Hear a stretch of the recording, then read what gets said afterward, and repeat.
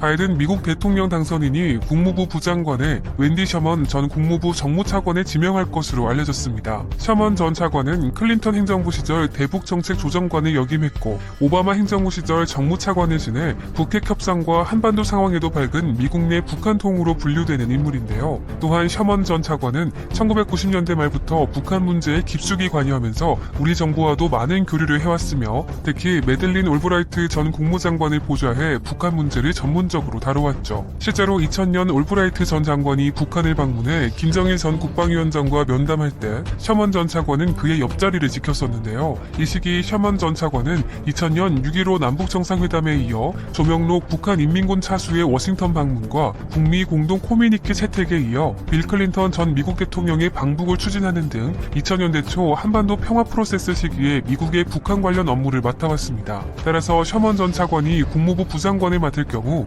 블링컨 국무장관 지명자와 제이크 설리번 백악관 국가안보보좌관 내정자 등과 함께 역할을 나눠 북한과의 협상 전략을 계획하고 실행하는 데 주도적 역할을 할 것으로 보입니다. 한편 앞서 바이든 행정부는 첫 국무장관으로 토니 블링컨 전 국무부 부장관을 내정한 것으로 알려진 바 있습니다. 블링컨 내정자는 20년 가까이 바이든 당선자의 측근으로 외교 안보 정책을 조언해온 핵심 참모인데요. 하버드대와 컬럼비아대 로스쿨을 졸업한 블링컨 내정자는 빌 클린턴 행정부에서 백악관 국가안보회의 참모를 맡았고 2002년부터 2008년까지 바이든 당선인이 상원 외교위원장을 지낼 때 보좌관으로 근무했었습니다. 또 버락 오바마 행정부 1기 때는 바이든 당시 부통령의 국가안보보좌관을 지내고 2기 때는 백악관 국가안보보좌관과 국무부 부장관을 지내는 등 바이든 당선인의 핵심 참모라고 불리는 인물이죠. 그리고 이 블링컨 내정자는 북한의 강력한 제재론자로 평가받고 있는데요. 지난해 9월 미국 CBS 방송과의 인터뷰에서 블링컨 내정자가 강력한 경제 제재를 통해 핵개발 프로그램 포기 약속을 얻어냈던 이란 핵합의 방식을 북한에도 적용해야 한다고 주장했던 것입니다. 그러면서 한국과 일본 같은 동맹들과 긴밀하게 협력해야 하고 북한이 협상 테이블로 나오도록 쥐어짜기 위한 진짜 경제적 압박을 구축하기 위해 중국을 압박해야 한다는 뜻도 덧붙였죠. 또한 오바마 행정부 말미 활발하게 했던 것처럼 북한으로 들어가는 자원의 경로를 차단해야 한다는 구체적인 주장을 내놓기도 했습니다. 결국 일각에서는 북한의 최대 교역국인 중국이 북한에 돈줄이 되지 못하도록 막아야 한다는 의미인 만큼 바이든 행정부가 출범 초기부터 트럼프 행정부 이상의 강력한 대북 압박을 시행할 것이라는 분석을 내놓기도 했는데요. 즉 바이든 행정부의 대북 정책 기조가 강경 일변도로 선회할 가능성이 높다는 것입니다. 하지만 최근 바이든 당선인이 국무장관으로 임명된 블링컨을 보좌할 국무부 부장관에 웬디 셔먼을 임명하면서 향후 미국의 대북 전망은 완전한 강경론보다 당근과 채찍을 동시에 사용하는 강원 양면 전략이 될 가능성이 높습니다. 왜냐하면 셔먼 내정자는 클린턴 행정부 시절 대북정책 조정관을 맡아 한국의 햇볕 정책에 보조를 맞춰왔기 때문인데요. 특히 셔먼 내정자는 올브라이트 국무장관을 보좌하면서 2000년 10월 조명록 당시 북한 국방위원회 제1부위원장이 북한 고위간부론을 최초로 백악관을 방문하는 역사적인 이벤트를 이끌어내기도 했었죠. 그런데 당시 이 이벤트는 사실상 기적에 가까운 일이었습니다. 왜냐하면 조명록 부위원장이 워싱턴에 방문하기 한 달 전 미국과 북한 사이에 외교적 마찰이 있었기 때문입니다. 구체적으로 조명록 부위원장이 미국을 방문하기 한 달 전인 2000년 9월 당시 김영남 북한 최고인민회의 상임위원장은 미국 뉴욕에서 열리는 UN 밀레니엄 정상회의에 참석할 예정이었는데요. 북한의 국가 원수급 인물이 사상 처음으로 미국을 찾기로 한 일정이었던 만큼 북한은 뉴욕에서 일본, 스웨덴과의 정상회담 일정까지 확정해 놓은 상태였습니다. 그런데 김영남 상임위원장이 독일 프랑크푸르트 공항에서 뉴욕으로 가는 아메리칸 항공 비행기에 갑작스럽게 탑승하지 않으면서 미국 방문 일정은 없던 일이 돼버렸습니다. 그리고 김영남 상임위원장이 비행기에 탑승하지 않았던 이유는 프랑크푸르트 공항에서 아메리칸 항공 측의 신체 보안 검색을 거부했기 때문인데요. 실제로 당시 북한은 미국 정부와 아메리칸 항공에 강력히 항의하면서 사과를 요구한 바 있습니다. 국가 원수급을 대상으로 보안 검색을 하지 않는 국제적인 관리를 지키지 않았다는 이유에서였죠. 하지만 웬디 셔먼의 노력하에 미국과 북한은 여러 난관을 이겨내면서 한 달 뒤 북한 내 권력 서열 2위였던 조명록 부위원장의 워싱턴 방문이 성사되는데요.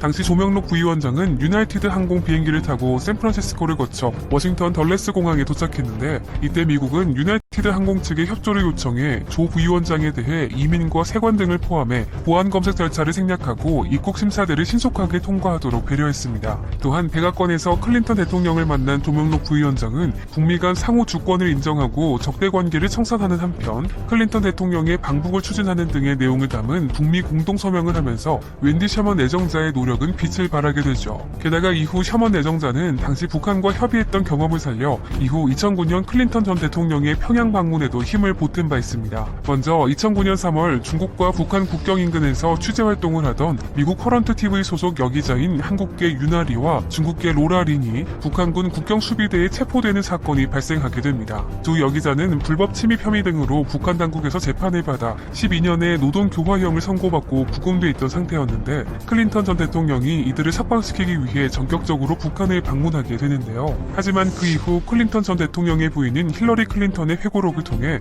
당시 미국 내 분위기가 뒤늦게 알려지게 됩니다. 바로 클린턴의 방북 여부를 두고 오바마 행정부 백악관 참모들이 반대했던 것으로 드러난 것이죠. 고위급 인사일 뿐만 아니라 전임 대통령이기도 한 클린턴이 방북하게 되면 오바마 행정부가 김정일의 잘못된 행동을 보상한다는 것으로 비칠 수 있고 동맹국들에게도 우려를 줄 수 있다는 이유에서였는데요. 그럼에도 불구하고 클린턴 전 대통령의 부인인 힐러리 당시 국무장관이 오바마 대통령에게 직접 건의해 클린턴의 방북이 성사됩니다. 그리고 이때 오바마 행정부는 자국민이 북한에 억류된 사건인 만큼 외교적 민감성을 염두에 두고 클린턴 전 대통령에게 김정일과 사진 찍을 때 웃거나 찡그리지 말라는 행동 수칙까지 세세하게 요구한 것으로 드러나기도 했죠. 더구나 힐러리 클린턴의 회고록에 따르면 당시 방북 후보를 두고 엘 고어 전 부통령과 지미 카터 전 대통령 등이 거론됐지만 클린턴 전 대통령이 적임자로 낙점된 것으로 알려졌는데요. 또한 이 당시 북한 김정일 위원장도 클린턴 전 대통령이 평양을 찾아줄 것을 바랐습니다. 결국 이에 대해 힐러리는 회고록에 클린턴 전 대통령이 1994년 김일성 사망 당시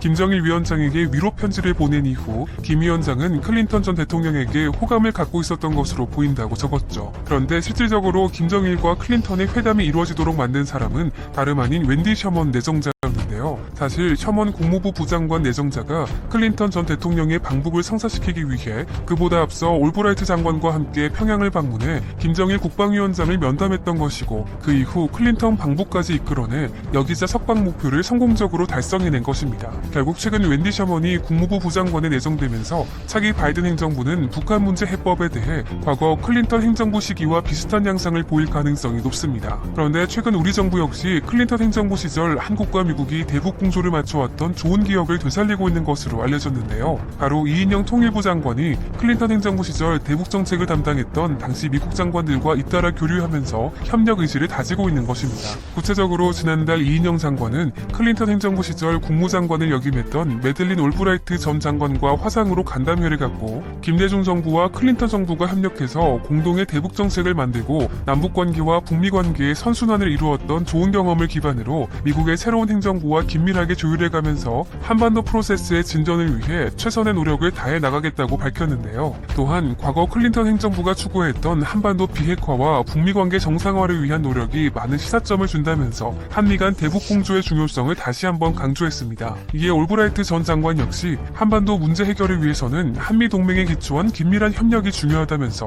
미국의 새 행정부는 한국과의 긴밀한 조율하에 북핵 문제 해결을 위해 준비된 외교적 프로세스를 추진해 나갈 것으로 기대한다고 호응했죠. 그러면서 과거 김대중 대통령과 한국 정부로부터 많은 것을 배웠다며 한국이 북한에 대해 가장 잘 이해하고 있는 만큼 미국의 새 행정부와 긴밀히 소통해 나가기를 바란다고 덧붙였습니다. 또한 한반도 평화를 위해 계속 자문을 구하겠다는 요청에 기꺼이 응할 것이라면서 협력 의지를 드러내기도 했습니다. 더욱이 이인영 장관은 앞서 지난해 11월에도 클린턴 행정부 시절 대북 정책 구상을 구체화했던 윌리엄 페리 전 미국 국방장관과 화상 간담회를 가지기도 했는데요. 통일부에 따르면 페리 전 장관은 이 자리에서 북한의 핵능력 진전 등 당시와 상황은 변했지만 한반도 비핵화를 위한 외교적 해법은 여전히 유효하다면서 한미 공동으로 한층 진화된 비핵화 평화 프로세스를 만들어가야 한다고 조언했습니다. 그리고 이에 이 장관 역시 김대중 클린턴 정부 간 조율과 협력에 기초했던 있었던 페리 프로세스를 교훈 삼아 한반도 평화 프로세스 재가동을 위해 지혜를 모으고 미국 정부와의 협력을 강화해 나가겠다며 한미 협력을 강조했죠. 게다가 이 페리 전 장관은 클린턴 행정부의 대북 포용 정책인 페리 프로세스를 정립했으며 당시 김대중 대통령의 햇볕 정책과 더불어 북한 문제를 평화적으로 해결할 것을 주장했었습니다. 실제로 당시 클린턴 행정부는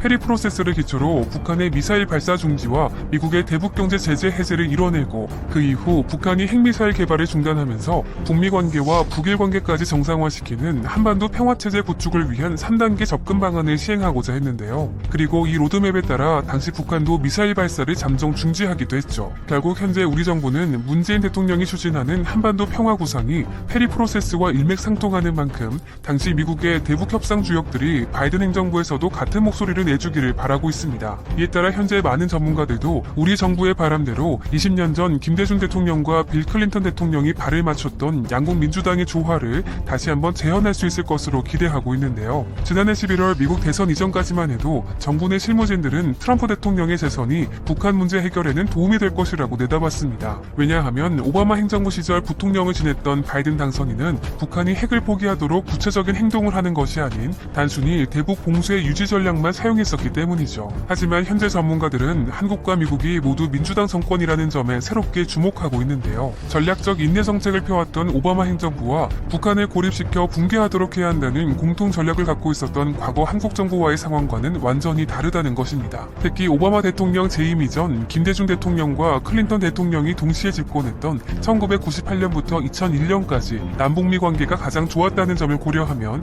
문재인 대통령과 바이든 당선인 역시 김대중 클린턴 행정부와 비슷한 결과물을 기대할 수 있다는 것이 전문가들의 새로운 의견입니다. 이에 따라 바이든 당선인이 트럼프 대통령이 만들어낸 북미 정상회담의 성과를 부정하지 않고 이를 바탕으로 한 단계 진전된 북미 관계를 이끌어낸다면 앞으로 북한 문제에 있어 문재인 대통령과의 소통 역시 나쁘지 않을 것으로